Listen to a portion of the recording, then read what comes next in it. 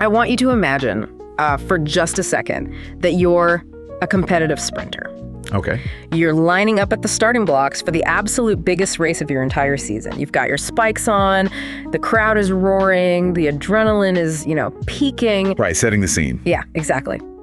But right before the starter raises the gun, an official walks over, taps you on the shoulder, and straps this massive 50-pound weighted sled around your waist. Oh, wow. That's going to be a problem. Right, and the gun goes off. You run the sprint, dragging this absolute anchor behind you. And not only do you finish the race, but you look up at the clock and realize you didn't just win, you literally shattered your own personal best record. I mean, it's a scenario that basically breaks the fundamental laws of physics. Yeah. Or, well, in the context of what we're looking at today, it completely breaks the conventional laws of corporate finance. Because when you look at the year-over-year comparables for this particular quarter, the weight they were dragging was heavy enough to sink a normal balance sheet right to the bottom of the ocean.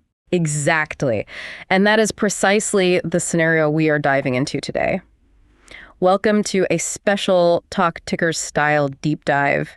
We have a very specific mission for you today. We really do. We are taking the Q1 2027 earnings call for Mama's Creations, ticker symbol MAMA, and we're putting it under the microscope for you, the retail investor. Right, because we want to skip the noise. Exactly. We are throwing out the corporate fluff. We're bypassing the typical boardroom pleasantries. We want the hardcore data.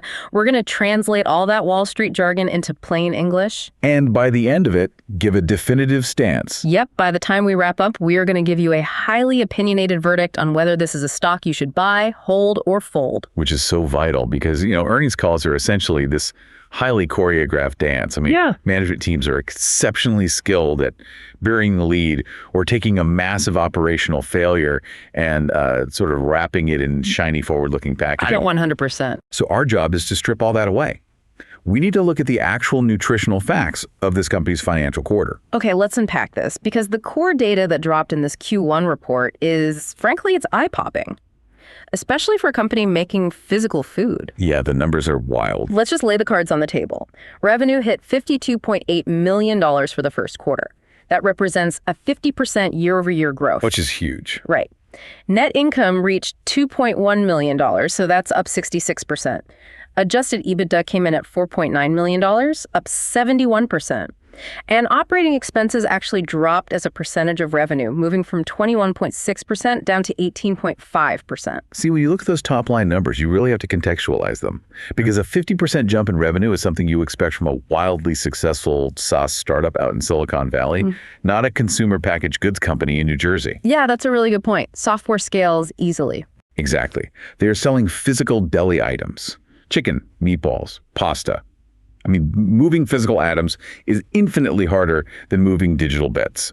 To scale physical food production by 50% in 12 months without completely breaking the supply chain is a massive logistical flex. I hear you, and those top-line numbers definitely look incredible on a slide deck. But I'm looking at the rest of the sheet, and I've got to play the role of the skeptical retail investor here. Go for it. Because I am seeing a glaring red flag right in the middle of all this green. The gross margin came in at 23.6%. Yep, there it is. That is noticeably lower than the company's stated corporate target. They have repeatedly claimed their gross margin should be in the mid to high 20s. In the exact same quarter last year, it was 26.1%. Right, so it's a significant contraction. It's more than just a contraction, though. It fundamentally contradicts basic business logic. I mean, revenue is up 50%, but gross margins are slipping. It seems backwards. Totally backwards. Usually when a company scales up and sells more product, economies of scale kick in, right? Your fixed costs are spread over more units and your margins improve. What is eating into the profit per unit here? Why are they making less money on every single meatball they sell? That's a great question. Because right now, to me, this looks like they are buying revenue by sacrificing profitability. What's fascinating here is that to understand that margin compression, you can't just look at the spreadsheet. You literally have to look at the factory floor. Okay. Management was very explicit about this drop, and it all traces back to the mechanical realities of startup costs in physical manufacturing. The margin hit wasn't due to fundamental business weakness. So they weren't just slashing prices to move stagnant inventory. Exactly. No fire sales, and commodity costs didn't suddenly spike either. This was the result of heavy, intentional investments in new packaging technologies, new protein form factors, and just the labor inefficiencies that inevitably pop up when you launch over a dozen completely new items at major retailers in a single 90-day window. Wait, hold on. Over a dozen new items in one quarter. Yeah. I mean, I understand wanting to expand your footprint, but that sounds like an operational nightmare. And frankly, startup costs is the exact excuse I hear from every CEO right before their stock tanks because they can't control their own factory floor. It's a fair skepticism. Absolutely. And launching that many SKUs, stock keeping units is a massive stress test on any system. Yeah. But you have to look at the specifics of what they were actually doing. The CEO gave a very transparent, granular example regarding their launch of new chicken items at Walmart. Okay, what happened with Walmart? Well, when they first ran these new items down the production line, the packaging required 2 separate labels to be applied by the machinery. 2 labels, okay. But why? You're telling me a multi-million-dollar publicly traded company didn't test their labeling machines before launching a massive contract with the biggest retailer on earth? Well, isn't that just poor operational planning that we, the investors, are footing the bill for? it's easy to say that from the outside, but physical manufacturing is a game of brutal compromises. They were introducing a completely new type of vacuum-sealed, clear packaging specifically designed for Walmart so consumers could actually see the chicken inside. Right, which makes sense for retail. Right. But the machinery to apply labels to this specific new substrate in a cold room environment wasn't perfectly calibrated on day one. It's tricky engineering. So you have a choice. Do you delay the massive Walmart launch by 3 weeks while engineers tinker with the primary label applicator? Oh, I see. Or do you temporarily run a secondary labeling process, which, yes, requires double the label cost, double the labor time, and slows the line down, just to guarantee you hit Walmart's delivery window? Ah, okay, wow. So you basically pay the inefficiency tax to ensure you don't miss the launch date. Because missing a delivery window for Walmart is a death sentence for a CPG brand. Precisely. It is a raw, brute force inefficiency. It eats directly into your gross margin. But here is the critical part. Management recognized this immediately. They took the hit to secure the shelf space, and then they optimized the process. Meaning they fixed the machines later. Exactly. If you walk into a Walmart store today, those same products only have one label. They literally engineered the second label out of existence, cutting that specific material and application labor in half. Okay, so they essentially paid a one-time tuition to learn how to run this new product line at scale. Exactly. That's the perfect way to phrase it. And the same thing happened with the actual food preparation. They launched a new shredded chicken product for Shaw's, which is an Albertsons division. And the CEO was incredibly candid about the trial and error phase on the factory floor. By getting the recipe right. Yeah, they had endless back and forth. Is the chicken too shredded? Is it not shredded enough? Does the color profile look right under the deli case lights? Every single one of those internal iterations burns money. Right, because you're throwing food away. Yes. It wastes raw chicken, it burns electricity, and it pays for labor that isn't producing sellable volume. I guess that makes sense. It's not like software where you just push a code update if there's a bug. If you mess up a batch of chicken, it literally goes in the trash. And you combine that with the new packaging technology itself. As I mentioned, they use a new vacuum-sealed clear pack that required entirely new machinery on the floor. Line workers who have been doing things one way for 5 years suddenly have to learn how to operate, calibrate, and maintain new robotics. And people take time to learn. Exactly. During that learning curve, the machines run slower or they misfire and produce scrap. The accounting department categorizes all of that as a labor and raw material inefficiency. His CFO quantified this entirely, by the way. What did he say? Between the raw material waste, the labor learning curve, and an intentional decision to shift about $500,000 from marketing into trade promotions just to support getting these new items on the shelves, it dragged that overall margin down to the 23.6%. Meaning, if they had just rested on their laurels, pumped out the exact same meatballs they've been making for years, and hadn't spent that $500,000 on trade promotions, their gross margin would have comfortably sat north of 25%. Yep, without a doubt. So management's thesis is that this 23.6% isn't a permanent structural handicap. It's literally the entry fee they had to pay to unlock massive future scale with giants like Walmart and Albertsons. That is the exact argument. Once the workers master the vacuum sealers, once the shredding recipe is locked in stone, and once the two labels become one, those startup costs vanish. But the revenue from all those new Walmart locations stays. It transitions into what the industry calls steady state production. Exactly, where the margins naturally expand back out. And to be fair, they do have a proven track record of finding efficiencies elsewhere, because while that gross margin dipped, their operating expenses, which is the overhead to run the actual corporate business, the executives, the back office, that dropped from 21.6% of revenue down to 18.5%. That is a massive signal of operating leverage. They're growing the top line revenue at 50%, but they aren't having to hire 50% more accountants or HR reps to manage it. The back office is scaling efficiently, which protects the bottom line even when the factory floor is going through a messy transition. Okay, so I'll buy the startup cost argument for now, but I'm definitely keeping a very close eye on it, because this brings us to the most mind-bending part of this entire earnings call. The comps. Yes, we keep talking about this 50% revenue jump in Q1, but looking at the context of what they achieved, the sheer dollar amount isn't what's most impressive. It's what they were competing against from last year. This is the runner with the 50-pound weight dragging behind them. Right. You're talking about the year-over-year comparables and the specific headwind they had to overcome. Management referred to it as lapping the giant. Let me play translator for a second for the listener. Throughout the call, management repeatedly mentioned lapping a $10 million digital Costco MVM. If you are a retail investor who doesn't live and breathe grocery logistics, MVM stands for multi-vendor mailer. If you have a Costco membership, you know exactly what this is. It's that coupon book, either the physical one in your mailbox or the digital one on your app, that features massive promotions on a curated list of items. Getting slotted into an MVM is essentially the holy grail for any consumer food brand. It drives absolutely insane volume because Costco shoppers are incredibly loyal, and they treat that MVM almost like a mandatory shopping list. Last year, in Q1, Mama's Creations landed their first ever digital Costco MVM. It was a massive win, and it drove roughly $10 million in revenue in that single quarter alone. It was a gigantic one-time adrenaline shot to their top line. Now, fast forward to this year, Q1 2027. Here we go. They did not have that $10 million MVM promo. In fact, they spent significantly less on trade investments overall. Which means they went into this quarter starting $10 million in the hole compared to last year. Exactly. And yet, without that $10 million crutch, without that massive promotional spotlight, they still grew their total top-line revenue by 50%. I mean, how on earth does a company replace a one-time $10 million spike and then add another massive layer of growth on top of it? By achieving the absolute most difficult transition in the consumer packaged goods industry, moving from promotional demand to structural demand. Okay, break that down for us. When you are analyzing a company like this, you really have to separate those two concepts. Promotional demand is artificial. The consumer is buying the product because it's flashing a discount in their face. It's a trial.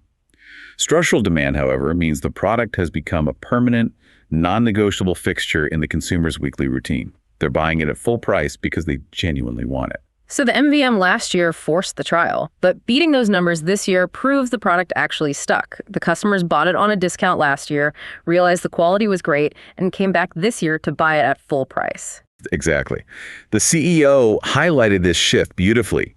He stated that their Costco business has fundamentally evolved. Late last year, they secured everyday item status for their beef meatballs in the Northeast region. Everyday item status, meaning it's always there. Right. That means Costco no longer rotates them in and out based on promotions. They have a permanent home on the shelf that delivers steady, plannable volume that you can build a factory schedule around. And this isn't just an isolated regional win either. On the earnings call, they dropped a massive piece of breaking news. Just days prior to the call, the San Diego region of Costco, which management noted was actually the last major holdout to give them a premium spot back in 2024, officially decided to take their beef meatballs on as an everyday, permanent item. Securing everyday status in a second major region is the definitive proof of concept. It shows that the structural demand isn't just a fluke of the Northeast market. It's translating all the way to the West Coast. But why? I mean, it's a meatball. Right. Why is this relatively small food company suddenly capturing so much everyday real estate in arguably the most competitive grocery aisles in the country? Costco and Walmart don't hand out permanent shelf space out of charity. To understand the why, we have to zoom out and look at the macro tidal wave that the CEO detailed. This is where the story gets really compelling, because management backed up their micro success with massive macro data from Progressive Grocer and the Food Industry Association, FMI. The numbers they cited are staggering. According to the Progressive Grocer 2026 State of the Industry Survey, 79% of grocers say the meat department generates the most successful sales for their entire store. Wow. That is a 30 percentage point increase from just last year. Grocers are no longer just trying to manage their protein sections. They view them as the primary engine for store growth.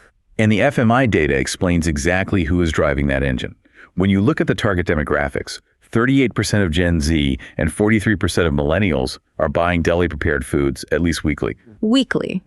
Almost half of all millennials are going to the grocery store deli every single week for a prepared meal. That is a massive behavioral shift. It is, and the underlying cause is pure economics. The data spells it out. These younger cohorts are doing this to save money and eat healthier. Think about the landscape of quick-serve restaurants and fast food right now. It's completely out of hand. Yes. Over the last 4 years, the pricing at the drive-thru has completely decoupled from reality. A basic combo meal that used to cost $7 is easily $15 or $16 now.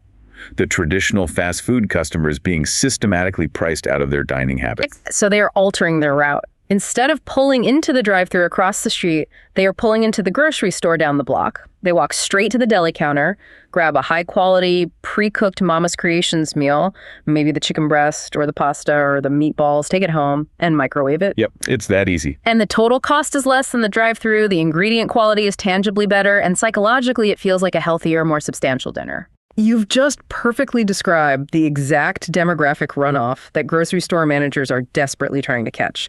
Grocers have access to the exact same foot traffic data we do. They know they have a once-in-a-generation opportunity to permanently steal market share from fast food chains.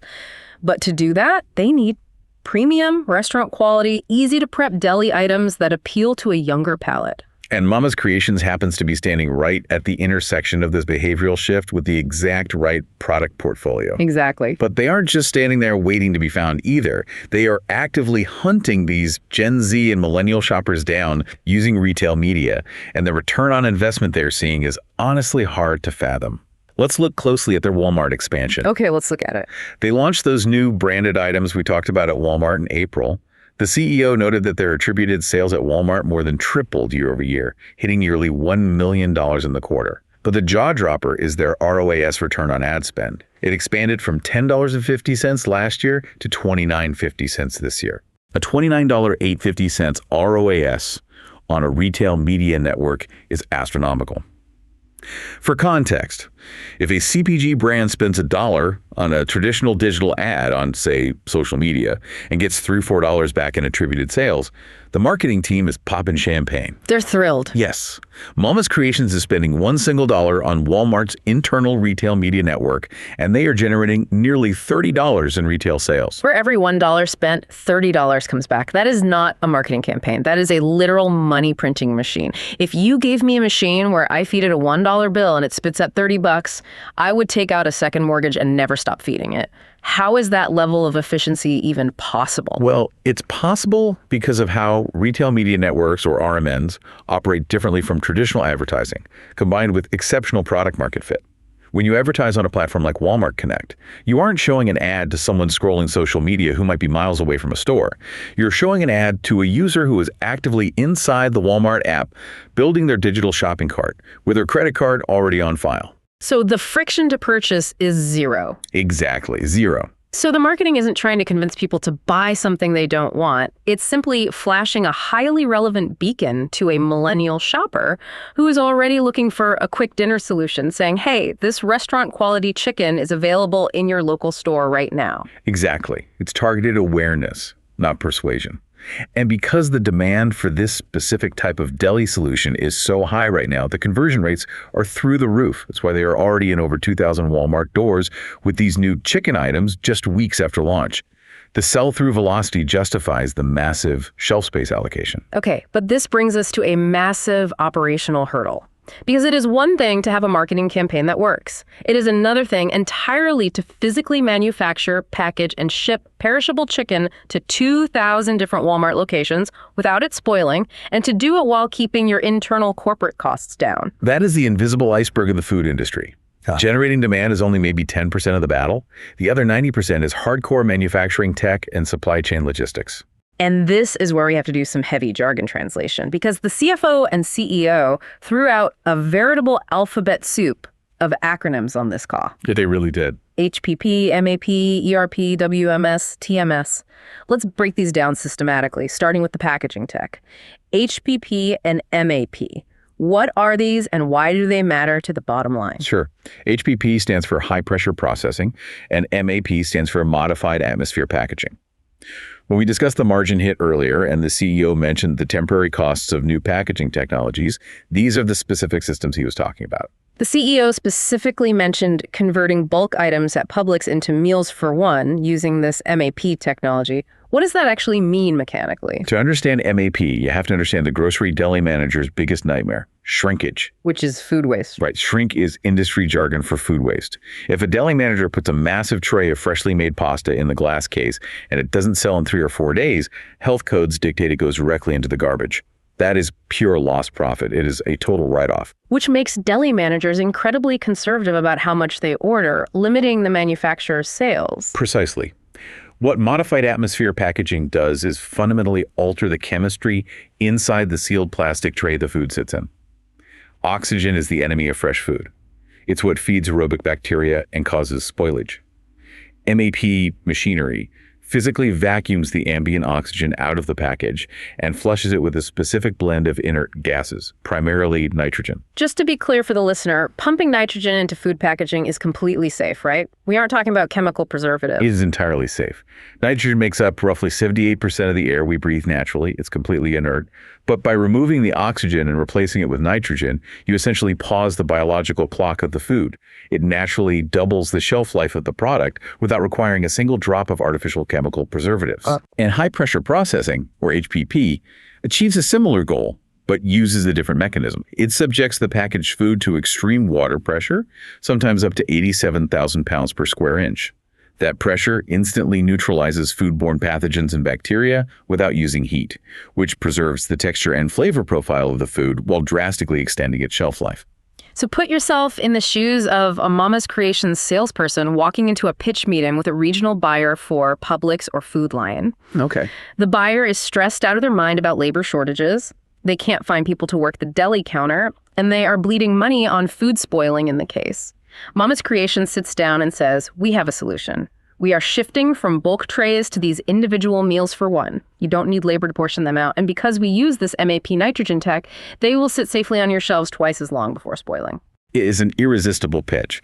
It directly solves the grocer's two most expensive pain points simultaneously: high labor costs and high shrinkage. It transforms a highly perishable, high-maintenance category into an easy plug-and-play solution for the retailer. That explains why they are winning the real estate game so aggressively. But solving the grocer's problems is only half the equation. They also had to solve their own internal logistical nightmares. Which brings us to the ERP. Because the CEO sounded incredibly relieved on this call that this implementation was finally finished, especially regarding the integration of their newly acquired Bayshore facility. Oh, I'm sure he was. An ERP is an enterprise resource planning system. Implementing one across multiple active manufacturing plants is arguably the most stressful thing a management team can undertake.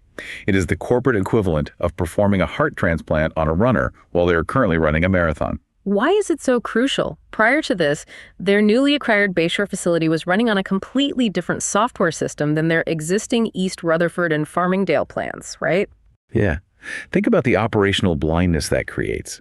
An ERP is the central nervous system of a company. It links procurement, production, inventory, logistics, and sales into one unified, real-time database. When your manufacturing plants literally cannot communicate with each other, you have massive hidden inefficiencies. You might have the procurement team at Farmingdale frantically overordering raw chicken at premium spot prices, completely unaware that the Bayshore plant has a massive surplus of chicken sitting idle in a freezer. It's basically running a multi-million-dollar business in the dark. Exactly. By getting all three manufacturing facilities integrated onto a single unified ERP platform, management finally turned the lights on. They now have real-time cross-facility visibility. They know the exact margin and cost by individual production line, by facility, and by individual SKU. The CEO mentioned this integration allows them to run all sourcing and logistics from a single, centralized desk covering all three plants. And they didn't stop there. They also rolled out a WMS, a warehouse management system, to ensure inventory accuracy down to the specific pallet, and their first ever TMS, a transportation management system for route optimization. The transportation piece was particularly illuminating. The CEO actually joked on the call about officially retiring a literal dry erase board that had a map of the United States on it, which the logistics team used to use to plan their trucking routes. I mean, that is hilarious, but it's also genuinely terrifying. It really is. The idea that a company moving this volume of perishable food across the country was relying on a whiteboard and some dry erase markers. But it perfectly illustrates why their operating expenses dropped from 21.6% down to 18.5%. This is the exact mechanism of the operating leverage we talked about earlier. By centralizing the software and automating the logistics, you don't need to hire 3 redundant logistics teams for 3 different plants. You have one highly efficient team running the entire national network. Catching a macroeconomic trend like the millennial deli-prepared food tidal wave is great. It provides the initial burst of revenue growth. But surviving that tidal wave and actually extracting a sustainable profit from it without the company tearing itself apart requires a big enough boat. You need the heavy infrastructure, the ERPs, the MAP technology, the centralized logistics. Which perfectly sets up the third major takeaway from this call: management guidance. Because management made it abundantly clear that they aren't just looking at the next quarter or two. They are telegraphing a massive multi-year vision. They are officially publicly talking about a path to $1 billion in revenue. Which is an incredibly bold, borderline audacious statement for a company that is currently running at a roughly $200 million annual run rate. Yeah. To suggest a 5x increase in top-line revenue requires significantly more than just optimism and a good sales team. It requires physical, concrete capacity. Let's detail that capacity update, because as a retail investor, this was actually the most reassuring part of the entire call. When I see a physical goods company growing at 50% year over year, my immediate fear is the capacity wall. Right, running out of space. Yes. I worry they're going to run out of factory space. And to keep growing, they're going to have to go to the bank, take out a massive high-interest loan, and spend 3 years trying to build a new multi-million-dollar plant from the ground up. It's the dreaded capital expenditure cliff. It has derailed countless fast-growing CPG companies. The moment you have to halt production to build a new factory, your momentum dies and your balance sheet gets loaded with debt. But Mama's Creations has engineered a very different setup, largely driven by a highly strategic approach to acquisitions. Let's look at the Bayshore facility they acquired. Okay. The CEO noted that the Bayshore facility is literally twice as big as their other facilities, but when they bought it, it only had half the production volume running through it. Which means it was a wildly underutilized asset. It was a massive empty container. And what did management do with that empty space? They used it to absorb the massive, explosive new orders coming in from Walmart and Food Lion. Instead of scrambling to build new lines, they simply poured their new sales growth directly into the empty capacity they had already acquired at Bayshore. Which dramatically improves the absorption rate of the plant, meaning the fixed costs of running Bayshore are spread over way more units, making the whole operation vastly more profitable. Exactly. And the capacity story gets even better in New Jersey. They officially moved into their new East Rutherford expansion.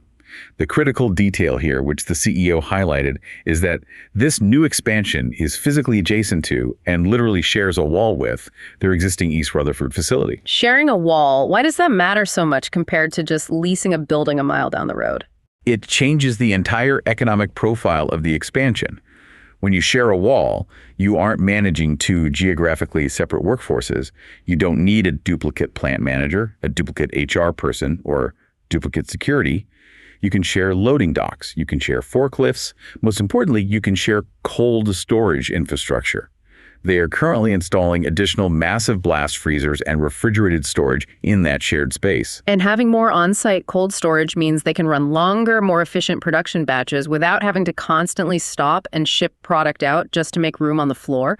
It cuts down on overtime labor and logistics costs. Precisely. Between the empty space they're filling at Bayshore and the highly efficient shared wall expansion in East Rutherford, management made an incredibly explicit, highly actionable statement regarding their future. The CEO stated on the record that they currently have the physical footprint and the machinery capacity to double their revenue, taking it from roughly $200 million today up to $400 million without needing to build a new plant. That right there is the magic phrase for a retail investor.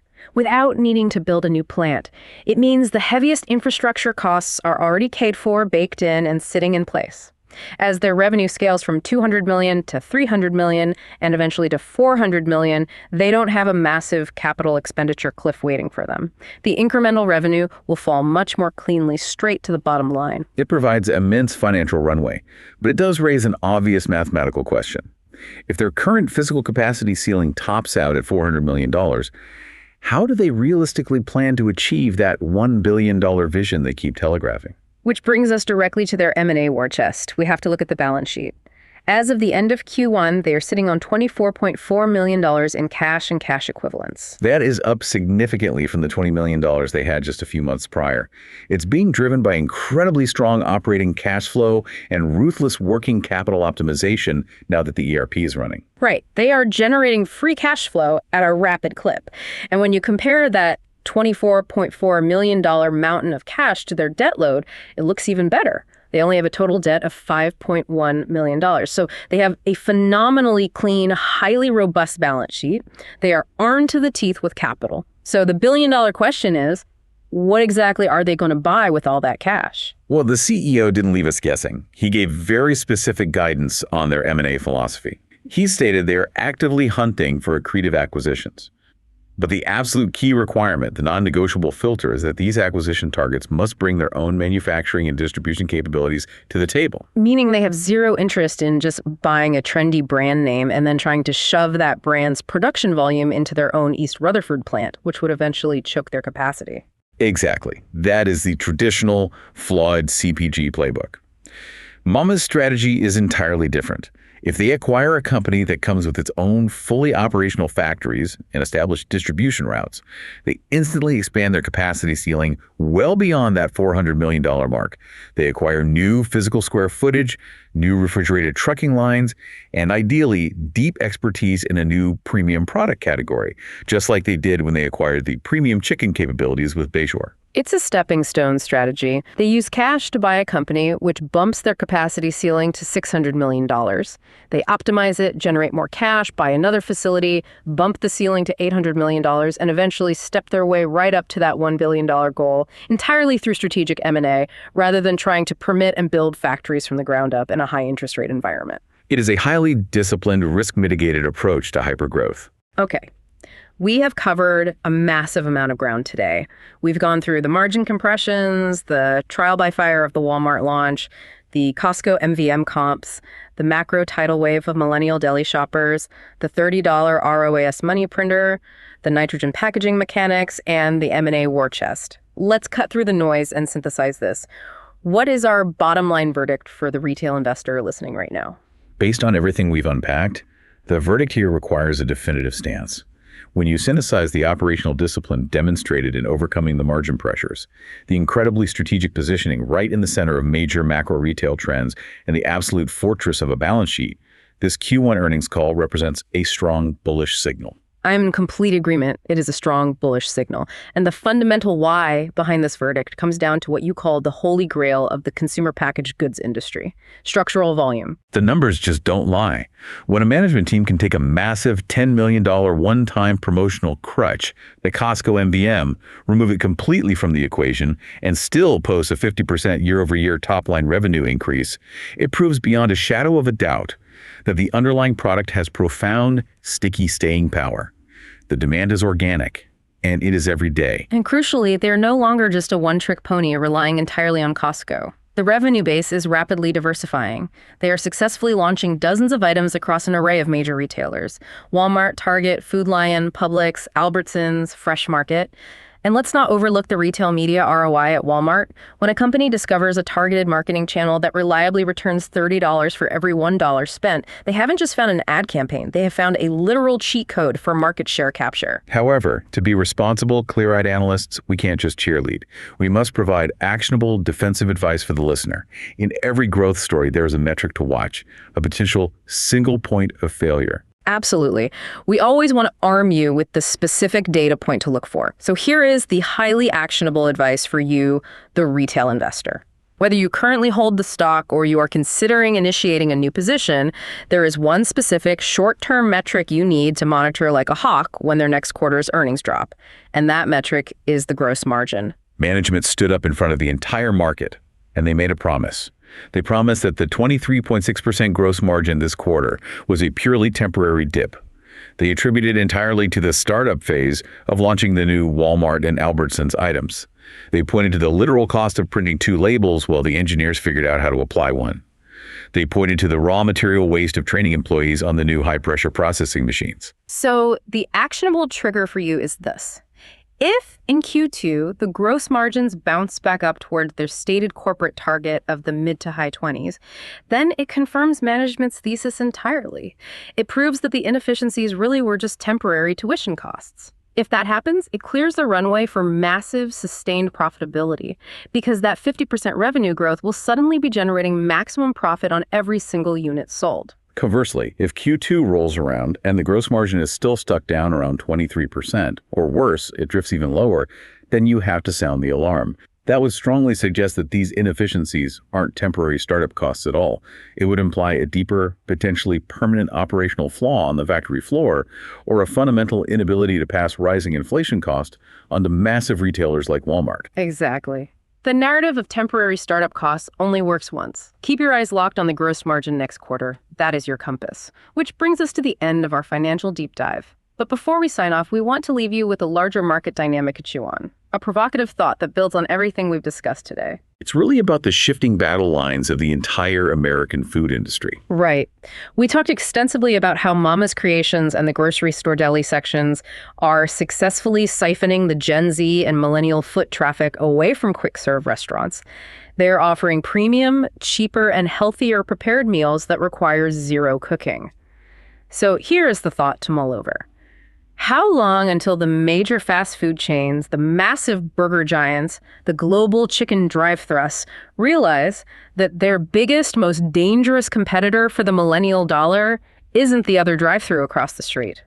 How long until they realize their true competitor is the grocery store deli right down the block? It is a profound demographic and economic shift. If grocers figure out how to perfect the high-quality, zero-prep meal at scale, it could completely redefine commercial real estate and food service for the next decade. It's definitely a trend we will be watching closely. Thank you for joining us on this deep dive. Remember to always look past the headlines, ignore the corporate fluff, and keep your eyes intensely focused on the data. We will catch you next time.